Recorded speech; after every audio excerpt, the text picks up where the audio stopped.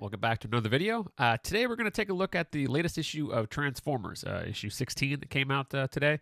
I had a lot of fun last month when I did like a more in-depth look at the issue, gave my kind of knee-jerk reactions to reading it. Just came out today. I read it last night. It came out digitally midnight Eastern time. It usually hits the digital shop. So I read it. Read it again a couple times this morning, and I want to talk about it. And now, to warn you again, this is going to have full spoilers. I'm going to talk about everything that happens in the issue. So if you're reading the series and you want to, you don't want to be spoiled, please do not watch this video. Come back after you have, and then you kind of hear my thoughts if you want to hear that. So first off, the one thing I noticed that so it's Daniel Warren Johnson is writing still, Jorge Corona on art, and then Sarah Stern on colors again. Now, at first I thought maybe last issue she jumped on board, maybe it was just like a one-off thing, and it looks like she's the new colorist on the series. And I did a little bit of digging. I'm not familiar with all of her work in the past, but I did see that she worked with Jorge Corona on some of his DC comics work. So it kind of makes sense if Mike Spicer is kind of off working with Daniel Warren Johnson. I don't know if this is related. Probably not necessarily. Maybe it just be a case of Mike wanting to do a little bit of an early year break a little bit. But I saw that they announced the Energon special for 2025 that comes out on New Comic Book Day in May. It has writing and art by Daniel Warren Johnson, and it made me think, okay, well, Mike is probably off doing some of that. Maybe not quite yet. They might not be there with the art, but it makes me wonder: is that where we're going to see the jazz focused story that Daniel Warren Johnson had kind of teased in the past as something he wanted to work on? So that would be fun. I'd be on board with that. So we'll see. But anyway, Sarah Stern on colors, and we talked about it last month. The colors, I think it's a seamless transition from Mike Spicer to Sarah Stern. There's a consistency, and that's something that I do think that Skybound has done well as far as even when you change in artists, the consistency is there, and the tone of the book that has been established is there. So it shows that they don't want to leave their readers high and dry and give them a product that is very similar to the product that they've been enjoying. So kudos to Skybound for that. All right, so picking up last month, we had the big reveal of Bruticus was formed, and they were going to, Starscream and his faction of Decepticons were attacking Soundwave and his faction, and the Autobots are kind of mixed up in the middle there. So, but before we jump into those events, there's to kick off the issue, we pick up events on Cybertron. Alita 1, Blue Streak, and Cliffjumper are kind of traveling on the destroyed surface of Cybertron, and Cliffjumper talks about I like what they're doing here, picking up more threads of Cliffjumper's story that was talked about in the past when he talked about the Starscream murdering his clan and him grappling with that. And then there was the how he didn't kill Starscream, and that caused a rift between Carly and Cliffjumper. And so I like that they're now bringing back elements of that storyline by having Cliffjumper talk about when they're on Cybertron here, they're at the spot where his clan was murdered. And it's interesting because they're setting up Cliffjumper kind of he had buried something there, and he unearths it here, and it's a spark canister. And what that is he said he collected bits of all of his friends and had them stored in this canister and buried it, and now he's retrieving it, and he kind of alludes that he wants to then take this spark, even though it's not something to bring each of them back, might be able to create something new with it. And we've seen some of the solicits for future issues that there's a new character going to debut soon. So it sounds like this is where that storyline is born. So all right, so then jumps back to the events of the Decepticon Civil War, and this is what we were expecting to see. It was teased in other past solicits, the Devastator Bruticus fight, and jumps right into it. Devastator forms, and then they just start going at it. There's this beautiful double page spread with just a great shot of Bruticus punching Devastator, and I mean I, that it, I turned the page there and I was like, wow, that is beautiful. That's awesome. I love the action that we get in this series, and it's something that they don't do a lot of this in the book. They don't do a lot of double page spreads because there's so much story that happens in each issue. It has to be a monumental moment and something important to dedicate a double page spread to, just in the art real estate terms, and to know that this is an impactful moment. This is a moment worthy of a double page spread. It's these two huge combiners battling. This is a moment where you do want to see that in a double page spread. It just helps sell the importance of the moment, the weight of the moment, and intelligently done. There's a lot of like modern comics. They do double page spreads a lot, and they're a lot of times they're unnecessary. It's just to kind of have this nice image, and I think it fills out an issue, but it doesn't necessarily tell the story. And that I think I like the fact that they do that sparingly in this series because they reserve it for those important moments, and I think that's really cool to see. And we also get the promised round 2 between Soundwave and Starscream. We get them fighting it out.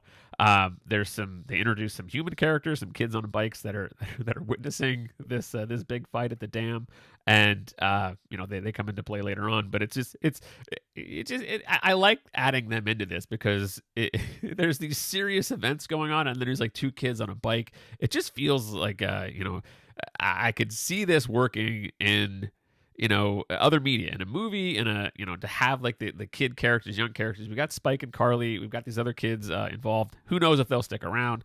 I just like that we see some more human kids looking at these events and seeing them for the first time. Like, holy crap, what is going on here?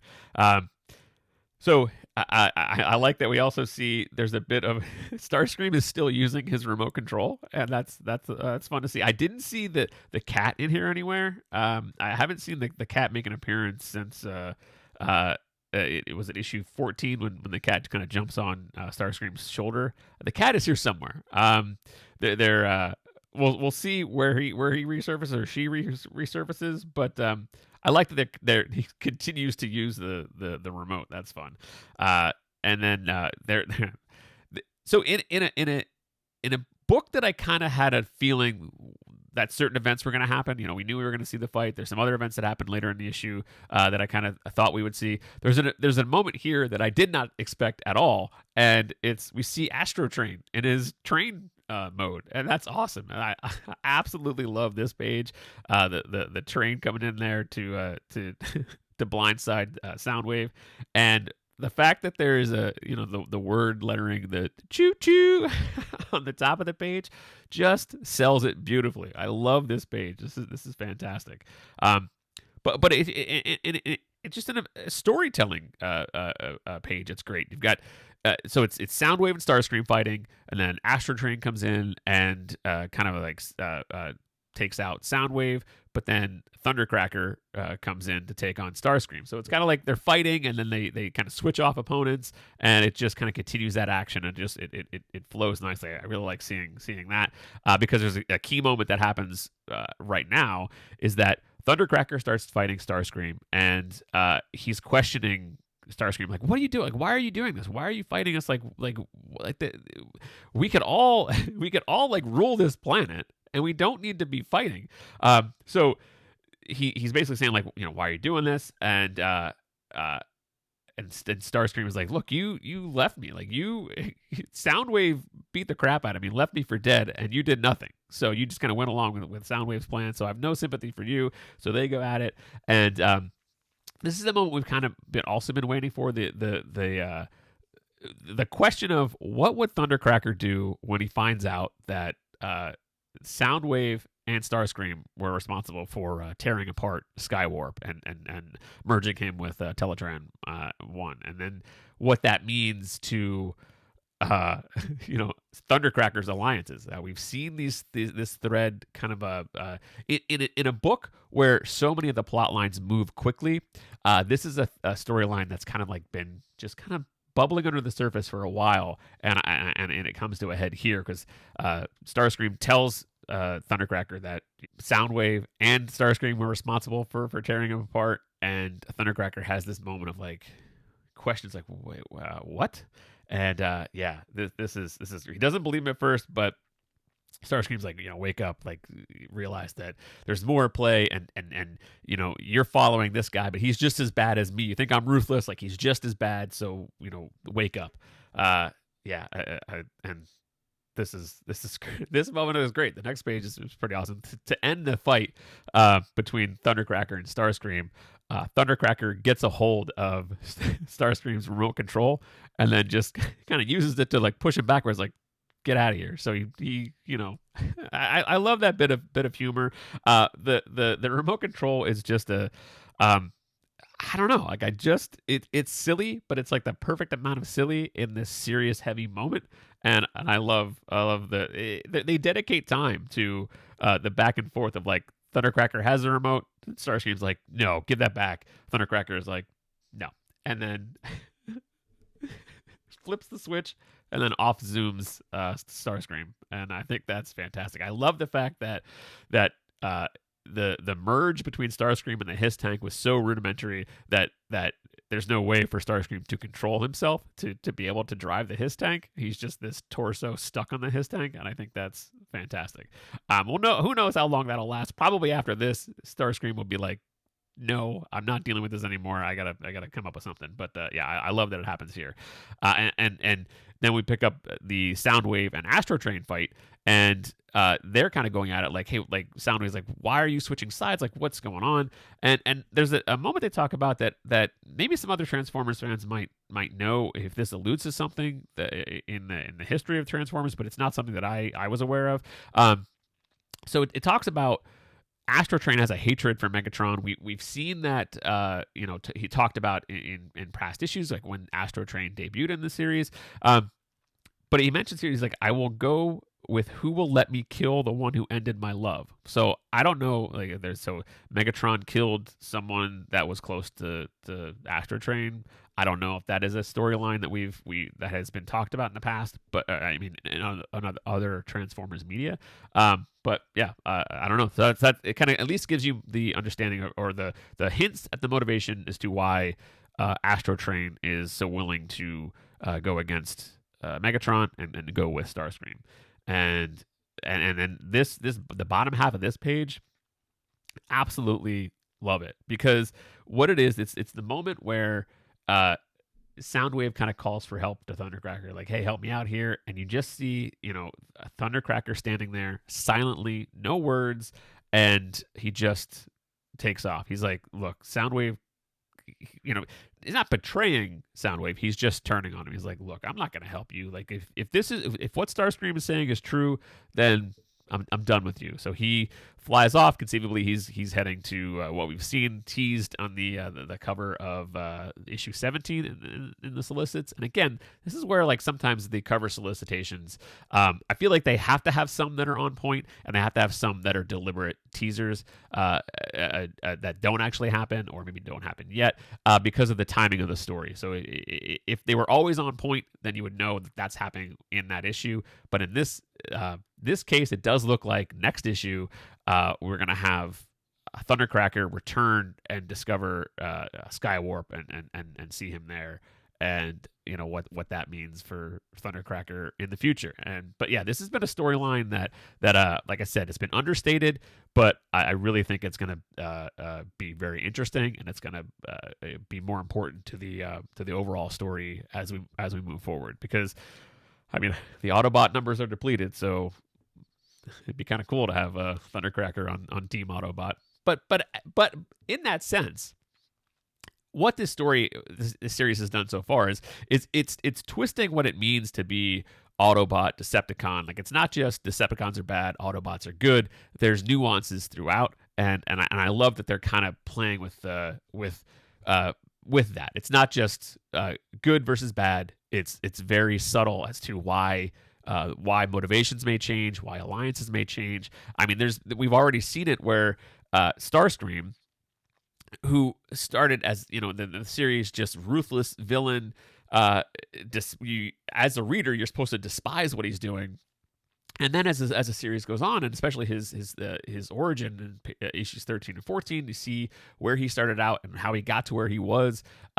It's like this redemption arc kind of for Starscream that's carrying through, and that's interesting. And some people might not like that in the sense that you are sympathizing with Starscream, and that's something that you would not have expected to be experiencing in this series after some of Starscream's actions earlier on in this series. And again, I just think that speaks to the like the brilliance of Deanna Warren Johnson weaving this story, and takes you on a journey. You don't know what to expect, and I think that's a key to its success. So so Thundercracker is taking off, but then it kind of him flying off carries into you get like a zoomed out like view of like the next page. You see Thundercracker still flying away. You see the Combiners fighting, and then you see Optimus and Wheeljack and Jazz that are across the kind of lagoon or whatever it is in the bottom of the dam there, the river, and Optimus Prime has another moment. Optimus is saying like, hey, like we gotta be careful because if you ruin that dam, it's gonna harm the humans in this area. And Starscream's like, you think we care about these humans? Like, grow up. Like, what? Get out of here. We don't care about them.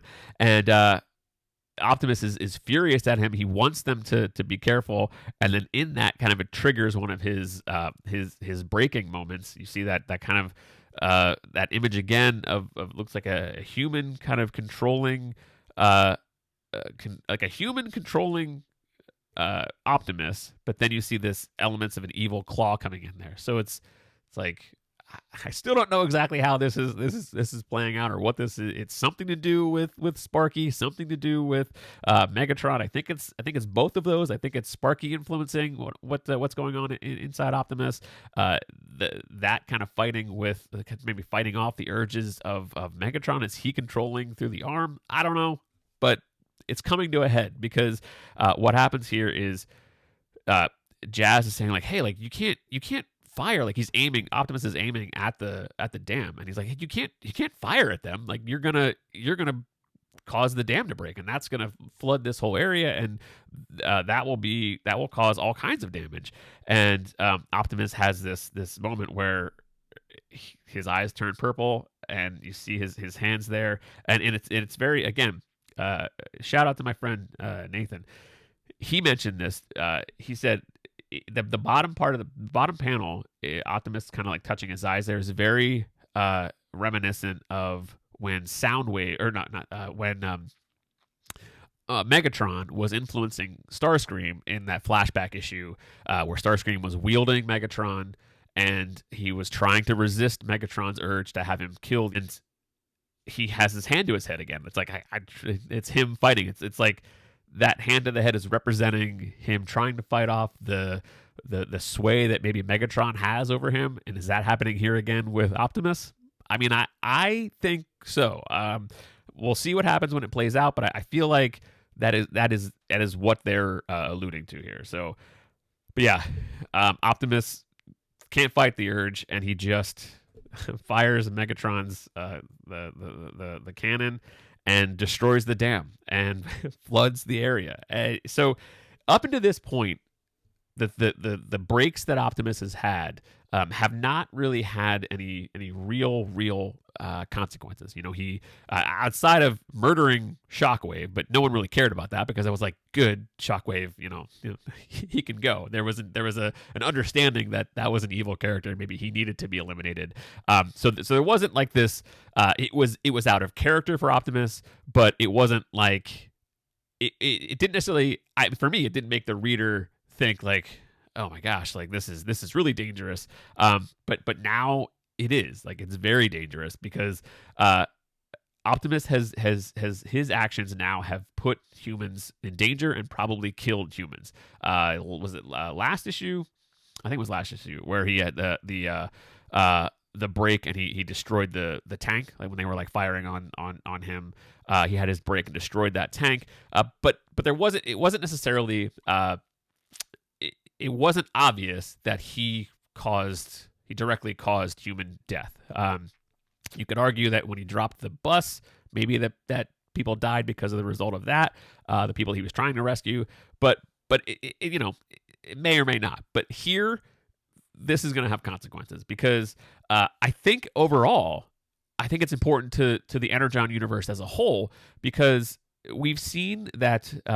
Let me say this. So, I've seen people talk about, how G.I. Joe plays into the Energon universe, and how, they're not responding to the events that are going on in Transformers because all this stuff seems to be happening, and you would expect to see some type of response from the military, from G.I. Joe, mention it in the comic. And this is where I think they have to walk a fine line of the storytelling in Transformers is moving so fast, and it's kind of hard to address everything that's happening, because what they're doing on the G.I. Joe side of things has kind of been this slow build to get to the main series, and you don't want to have the events of Transformers have to be answered every month in G.I. Joe. You want to have this separate storyline, separate comic, so you don't feel like you're cheating G.I. Joe fans by making this a Transformers comic. But anyway, so it's a balance that they're walking, and I think by having the chunk of Cybertron that fell in the end of issue 12, have that be the kind of launching point for G.I. Joe #1 was smart. I think there was obviously showing at the end of the Duke miniseries, there's intel. They had drones that were recording footage of it would be the events of Transformers issue 6, where Optimus is kind of like wielding Megatron's arm and has his own gun, and he's like dual firing off in the fight versus Devastator in issue 6.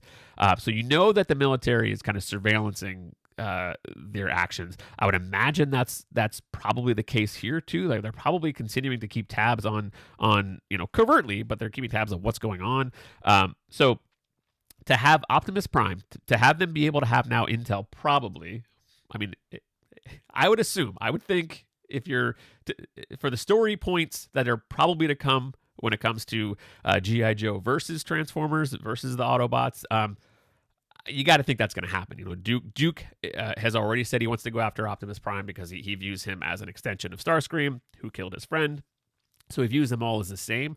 Having Optimus Prime destroy the dam allows Joshua Williamson and the G.I. Joe team to give credence to why Duke would continue to maybe go after Optimus Prime. Like, outside of it just being the kind of standard cliche, good guy meets good guy, they don't know each other, they fight, and then they come to terms and realize that they're on the same side, and then go fight the bad guy, in a very simple term. But what that does is it gives them, Optimus Prime is guilty of doing something damaging and is guilty of causing human deaths. So I think that's smart. I think that's a good thing, a good storytelling tool that they can use moving forward on the G.I. Joe side of things. And also, it's a very compelling plot point in the Transformers series as well. So, yeah, Optimus Prime puts an end to the Combiner fight, floods the valley, and then we pick up the kids that were on the other side of the dam, kind of watching what's going on. Now they're in danger. They're riding their bikes, and again, I see this in like a this should be a movie. I would love to see that, but I love it as it is as a comic. But there are cinematic elements. Like, you just see this playing out. Optimus sees the kids that are in danger. He can't reach them, and we get a reveal, and it's one that I kind of suspected was coming, and it's Trailbreaker, not dead. Now, if you've watched any of my other videos, like I talked about it, I think I talked it in the Bagged and Boarded when I talked about this issue. I had a strong feeling that Trailbreaker was not dead. So, in the sense that what Danny Warren Johnson has done so far, where the Autobots always, whenever something good is about to happen, something bad happens, he played with those expectations, because as they were bringing Trailbreaker online, they get attacked by Astro Train, and he destroys the generator. So you think like, okay, there you go, Trailbreaker's dead. But I was like, I don't know. Like I had a feeling that there's no way that Danny Warren Johnson would pass up the opportunity to write this character, a character who's strong, reliable, slow. His alt mode is not as fast as like a camper truck. He has some like low self-esteem issues that I didn't remember from the cartoon. I remember him being kind of like jokey and slow, but not like the low self-esteem part. I think that's a very compelling Autobot to write, for Daniel Warren Johnson to write. So I'm glad that we were going to have the opportunity to see where he goes with this character. And it's a great reveal. he has his force field deployed, saves the kids, and then immediately it was like, I love anytime in this book you see an Autobot that's smiling. That's awesome, because there's so much darkness in this series. It's so great and refreshing to see these type of characters. It's one of the reasons why I gravitated towards Beachcomber when he was debuted. It's the same type of deal here. I love seeing the happy nature of the Autobots. Trailbreaker has not been impacted by this part of the war yet, so he still has, I guess, characteristics from the past. So yeah, I like seeing that. I like that he instantly is just like, hey, what's going on? Like, nice to see you. Even though in the midst of this moment, he just saved these kids, but he's like very upbeat. Love seeing that. And then you cut over to you see Optimus Prime, Wheeljack, and Jazz are now out of the water as well, all pumped up that Trailbreaker is back. Yeah, this is happy. I love seeing a happy Autobot. And so, but in the midst of that, you see this happy moment, and then at the bottom, it's Optimus like looking at the Megatron arm cannon, like he's like, this is chaos. Like what is going on? So even in that happy moment, there's still this, Optimus is down. Optimus is like, what just happened? Like this is not good. Really kind of coming to grips with what his actions, what consequences his actions have. I think it's important that you see the immediate consequences of his actions by putting the two kids in danger, and then I think later on we're going to see the consequences of those actions played out through the military, G.I. Joe. People will have a legitimate reason to be threatened by Optimus Prime. So. So then we the rest of the well, not the rest of the issue, but it cuts back to Cybertron. We see Lita 1 kind of take them back to base. Cliffjumper is introduced to Warpath, and talks about the importance of their Cliffjumper doesn't know these people. He's like, yeah, Blue Streak's like, yeah, these are all people that have been born or created after you left so many years ago, but the war has continued to rage on, and it turns to the Alita says, like, what are you doing with that canister? What's going on there? And they talk about the well of sparks, which again, not something that I like immediately remember from the cartoon. I mean, a lot of the most of the things that I remember from the cartoon are like earlier on in G1. So, and it's like very vague. There's some things that have like triggered in my memory because of reading these comics, because there's like the parallel events to things that happened in the cartoon. But the well of sparks, I'm not super familiar with, but I imagine that's where he wants to go and take this canister and then create something new. So he wants to get a new Autobot to help in the fight. So that's exciting. That's cool. I mean, I'm not sure if it's actually going to be a new character or just I would imagine it would almost have to be, just because it's taking whoever was in Cliffjumper's clan and they're going to create something new out of that. So that'll be fun. That'll be cool to see an actual new. We got Genvo in the Jason Howard issues, but it'd be cool to see but I mean, Genvo was introduced and killed instantly, so essentially. But it'd be cool to see like an actual new Autobot character. So that's exciting. That's fun. The question the other also is, where is this story leading? Like, I feel like, I did not expect this issue to have as many pages. Not that there's a lot, but there's like 5 or 6 pages set on Cybertron in this issue. And I really didn't think we'd get anything set in Cybertron this issue, because I thought a lot of the issue would be dedicated to the Combiner fight. And when it comes down to it, we didn't really get a lot of that fight. And maybe that'll continue on next issue. But I don't know. I love the fact that this series continues to subvert expectations, and we get kind of an interesting plot developing on Cybertron, and that's not something I expected for this issue.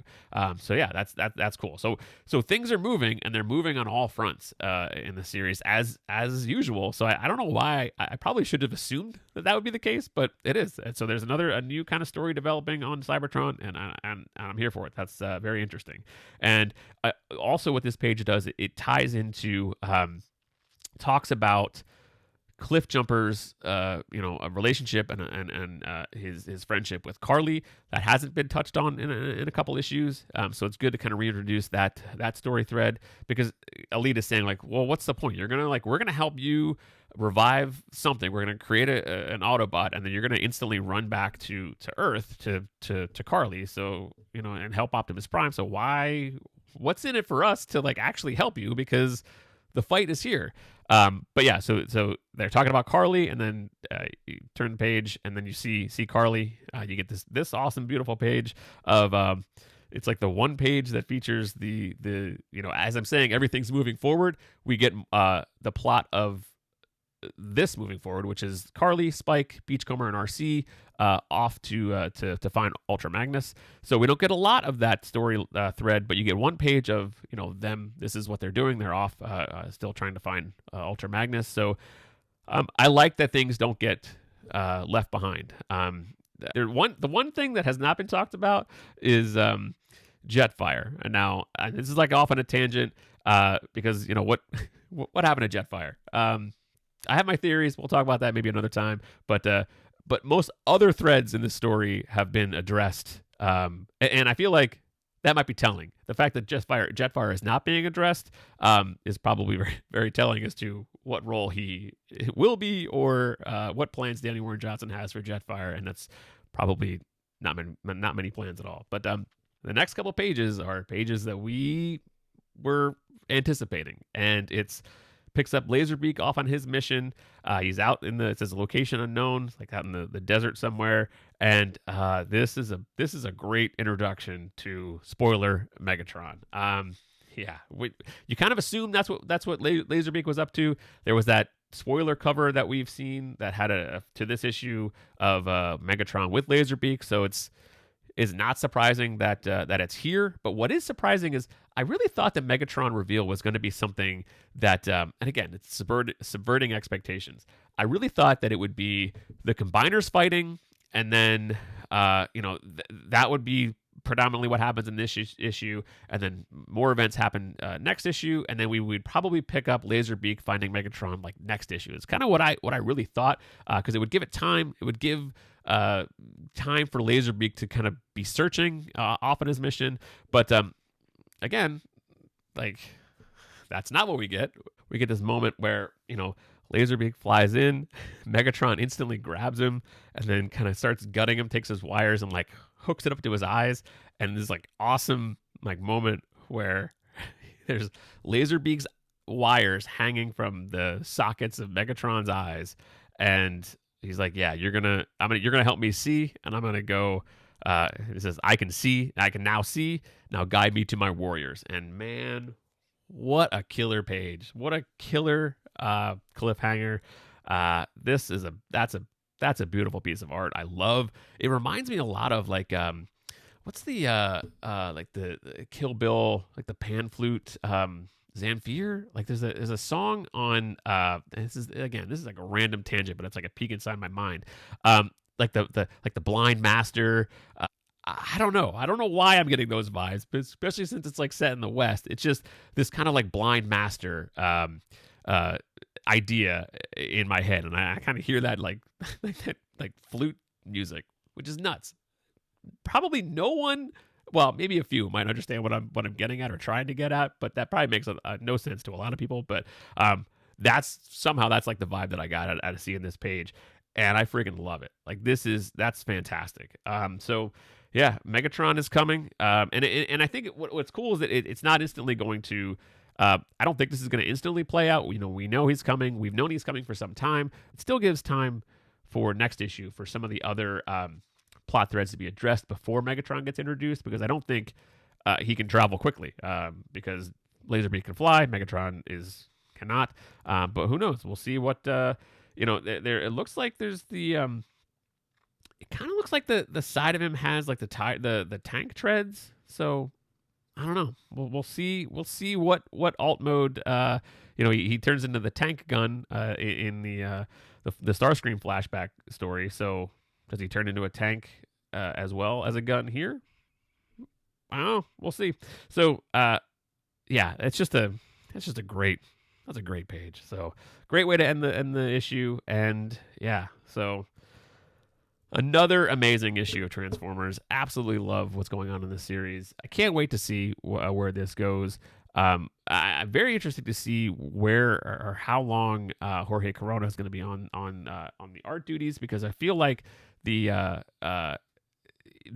third arc is probably going to end with issue 18, and then we still have issues 19 through 24 with Danny Warren Johnson. Is Danny Warren Johnson going to come back to do that final arc? Is it going to be Jorge Corona on the series? I mean, I hope it's Jorge Corona. I wouldn't complain if it's Danny Warren Johnson, but I absolutely love all of the emotion Jorge Corona is able to bring out through the art. Just absolutely love it. So thank you very much for watching this one, and I will see you soon.